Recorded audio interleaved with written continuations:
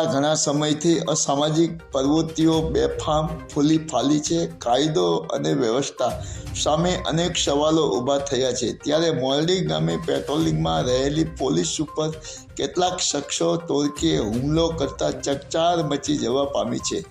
પ્રાપ્ત માહિતી મુજબ ગત રાત્રિના ચોટીલાની નાની મોરડી પીએસઆઈ વી.ઓ. વાળા સ્ટાફ સાથે સરકારી વાહનમાં થાગા પંથકમાં પોલીસ પેટ્રોલિંગમાં હતા અને મોરડી બસ સ્ટેન્ડ પાસે શંકાસ્પદ હાલતમાં રહેલ એક શખ્સ નશાની હાલતમાં જણાતા તેની પૂછપરછ કરાતા તે શખ્સ ઝપાઝપી કરીને નાસી છૂટ્યો હતો અને થોડે અંતરે રહેલા બીજા શખ્સોએ તેને બચાવવા મેદાનમાં આવી ગયા હતા અને આ તોરીએ સામૂહિક પોલીસ ઉપર પથ્થરમારીઓ કર્યો હતો, જેમાં પોલીસ જીપના કાચ તૂટી ગયા અને અધિકારીઓને ગંભીર ઈજાઓ પહોંચી હતી.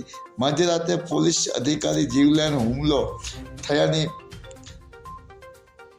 હુમલો થયાની બેડામાં જાણ થતાં ચકચાર મચી જવા પામી છે. ચોટીલા તાલુકાના છેલ્લા ઘણા સમયથી કાયદો વ્યવસ્થાની પરિસ્થિતિ અંગે સવાલો ઊભા થયા છે.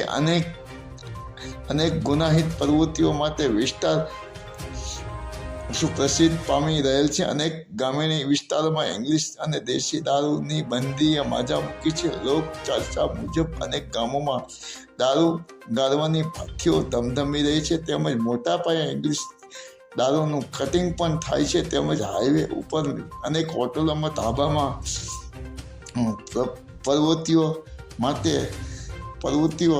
માટે જાણીતી છે.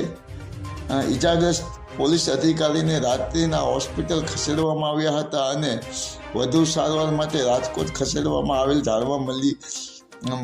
જાણવા મળ્યું મુજબ 6 જેટલા ટાંકા આવેલ છે અને જો કે હુમલાખોરો સામે ગુનો નોંધી પકડવા માટે ચકોર ગતિમાન કર્યા હોવાનું જાણવા મળ્યું છે. આ પંથકમાં ઘણા સમયથી રાજકીય ચંચુપાતને કારણે પોલીસ કાર્યવાહી સામે પણ કેટલાક સવાલો ઊભા થયા છે, જેને કારણે અસર કાયદો વ્યવસ્થા ઢીલી પડે છે અને લુખ્ખા તત્વો બેફામ બને છે. ત્યારે પોલીસનો ખોફ ધાક વિસરાય અને અવાજ સામાજિક પ્રવૃત્તિઓને માનસિકતા ધરાવતા લોકોએ પોલીસ ઉપર હુમલો કર્યો છે, તો સામાન્ય લોકો માટે કેવું વાતાવરણ હશે વિચારવું ઘટે માયા